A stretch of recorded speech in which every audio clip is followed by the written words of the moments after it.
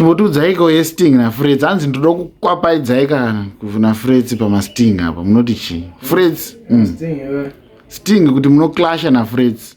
Kuclasha nemucomedian. Hoi muri muimbi yemucomedian. Kungoita popular ngopisa ndisina chinhu. A few moments ago. Tinokukwazisai nemufaro wakapetwa Captain Britain. Zviri sei chisachi baba? Handusufara. Hamusofara nemachenera amakaita here mudhara? Nemachenera amakaita? Aiwa. Kevin, hamusi kufara enda? Vanhu mastreets havasubudisa mari. Vanhu mastreets havasubudisa mari here? Ndo zvingabva zvatoita kuti musafara here Captain? Mune muchingoda kuti vanhu vakangokuonai mubva vabudisa mari. Ndakaona papost pafacebook penyu muchiposta kuti ezvinezvi ukangondimisa chete muroad wakufanira kubhadhara mari. Vanhu vafanira kubhadhara mari. Zita rangu rinoera. Zita renyu rinoera? Alright, muri sendiruka here? Muri anira munoti zita rinoera Captain? Ndapisira ndiriweta kazo manje. Unafanira kungondimai nema$50, $50, $60. Nyangwe mukuru wenyika anotreatwa izvozvo here Captain? Why imi muchida kuti vanhu vakakuonai kubhadhara? Because ndiri munhu mukuru manje ndinotorera zvitodaro. But vanhu vari kurira. Alright, ko Wingy D anokandirwa mari, ko Japres anokandirwa mari. Vana Japres kana Wingy D wese avapana mandiri. Captain, munozvimiririra here mucomment section zvamataura izvi? Aitozvimirira, hakuna chandinokwata. Hapana chaunokwata? Alright, saka hamusi kumbozviona here kuti vanhu havasi kubvisa mari nekuti ivo kwavari vanhu vari kuona kuti hamusati makunatsopisa chaizvo? Ndinopisira ndakutoita. Vana Godfather Temple mona undiposta naye Godfather undiposta pages avazoti chiuba chimangu nditopisa zvekudaro. Maybe imi ndimungofunga kuti muri kupisa but ivo vari kutoti hai wow Captain zinodhunya idzi. Vanenge vachitorwadzirwa. Saka vanhu vari kuita godo here? Imari kutomboti tikasangana neyo. Mari kudi? Yekuti yamune muchida kupuwa?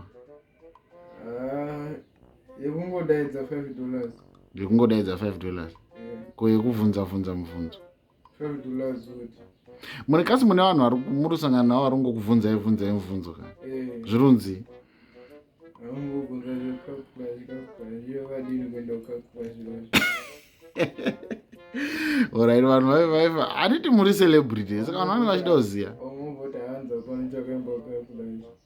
Wanzi hapana chamakaimba kuCup Clash. Munotiwo chii? Saka munovati chii manje?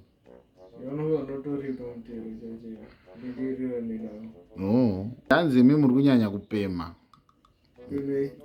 mari kuti munhu wese wamangonosangana naye obva matomuti ndipe mari. Zviri kufamba sei?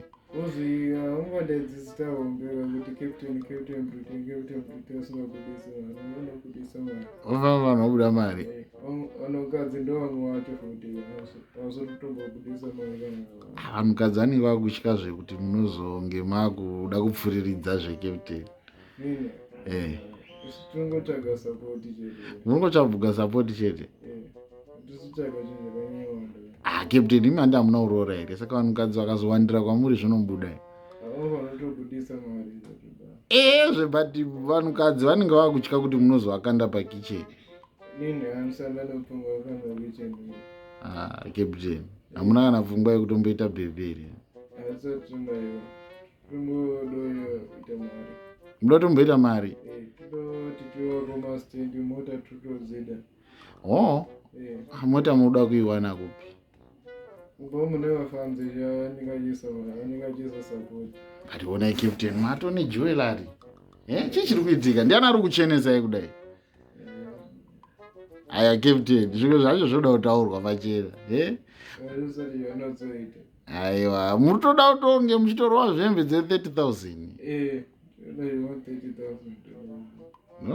Alright, pane imwe comment yandakaona hanzi hamufesi imutorere foni because ari toti abuse pasocial media pana. social media. Iye ndanofanira kutora foni kwete nini. Iye akatorerwa foni ngochidi hazi mimi tikakutorerai foni hamuchatiimbiri zvenyu freestyle enyu hamuchadii tetasununguka hanzi makatoti held a hostage nyika yese. Kuzvida kana usazvida kana muchakuramba uchingotera Captain saka hamutorina kana pfungwa yekuroora chimbotanga vatwa mari first tizoorora. No. Hatisida maleba kaongai. Okay, hamusida maleba. Okay, saka mabhebhi maleba. Maleba ninoda. Kana kuti hamuna mari yekuti munozotowachengeta. So vatisada nayo. Hamuna mari yekuti munonga muchidai nemusikana. Because vasikana vemazuva ano vada mari. Saka imi hamuna mari. Saka pada kuti twaplan. Chimbotiudzaiko yeSting naFrets. Hanzi ndoda kukwapaidzai kana kuvhuna Frets pamasting apa. Munoti chii? Frets. Sting kuti munoclasha naFrets. Kuclasha nemucomedian. Hoi muri muimbi yemucomedian. Ndikachitotedzera. Atotedzera kupata kuraka tatunanga nepata ndozvidona.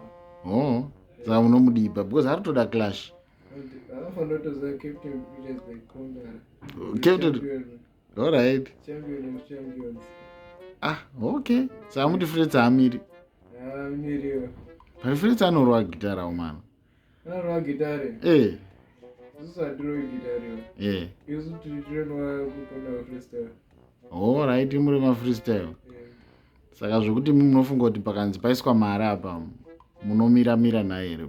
Haisi totora. But last time takatadza kutora. Apa tatatenga modulator nechi-ABM. Vatosaboteya. Hapazorwe futi sabotage reference because vakomana veparara havajaidzi. Because izvo zvizvo vanhu vakutotera peji kwangu vanhu vekuharare vatowandisa. Vanhu vekuharare? Saka izvinezvi sabotage haichabudi. Okay. Pane mumwe andaona aisa futi comment section. Hanzi mimi fesiwo tikasangana newe mustreets toda kurowa. Because kutotipedzera nguva, kutotiitira zvakadhakwa. Iwo ndowanenge vachitorwadzira. But chero vachirwadziwa hanzi toda kurowa unoti chii? Havavengi.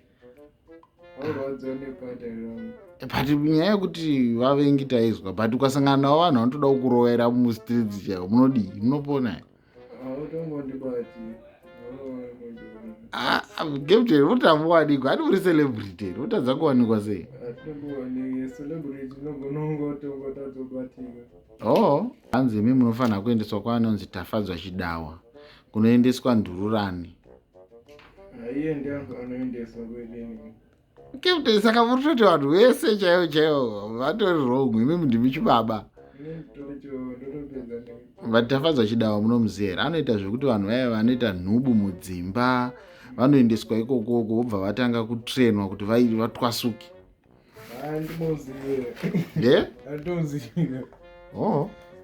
Tafadzwa Chidawa wacho anenge atoziva kuti chinonga chinonga vachiitiro zvese zvese. But iye arotokudai manje kukutrainai. Vachiitiro zvese zvese. Wakasira kuda mari uchiri nyana. Uchiri nyana? Mari totodiwa todaro. Hapana totoda bhegi.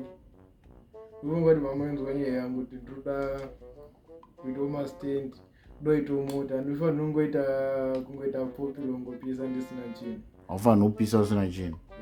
Because pataurwa pakanzi pana vamwe vaimbi vanopisa, hatichatauri zvedu mazita but vasina chinhu. Ndo mukategori ramuchaiswa imori kuti makangopisa but hamuna kana chinhu, hamuna kana pekubata. Captain Britain, unonzwa kuti Captain Britain isita hombe, saka vafanira kutobudisa bhegi zvakutodaro. Saka imi munofunga kuti muna yaya anofanira kubudisa mari chaiyo yekuti munatsogutsikana kuti mapuwa? Anofanira kubudisa waya. Waya $100? Haiziwanda. Because imi makati kushow munochaja mari. Kushow? Makati show munochaja $30. 1 hour? Saka which means imi makuda muri kumbhadharisa mari inokwana kuita 3 mashow. $100? Ndakaona palive penyu futi Captain hanzi foni yenyu yakangoita kunge chiutsi. Chii chiri kuitika? Chiutsi? ena esunazobudisa haisi unazobudisa quality chii chiri kuitika mune mambo ipukuta uyu titaipukuta kuti esunazobudisa quality takuda mangoma chibaba muri kuita seiko panyaya yemangoma hanzi muri kutinyima mangoma video zachauya manje manje vanhu vari kuti nini nemitigadzire chingoma munoti chiinawo obvious yakwana here nguva mapedza ndozvotati shida tinavo Captain Britain endai pasocial media pavo Facebook pakanzi Captain Britain endai munofollowa munolike paYouTube pakanzi Captain Britain official mulike musubscribe mubaya kabhero tifambidzane. Thank you so much.